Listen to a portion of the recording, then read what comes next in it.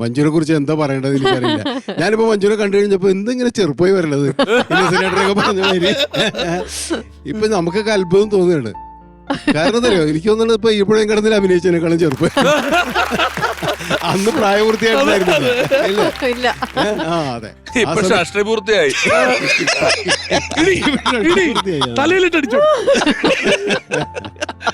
18 ഇല്ല, ആറാം തമ്പുരാന്റെ ഷൂട്ടിംഗ് സമയത്താണ്. അതാണ് പ്രായപൂർത്തിയായത്.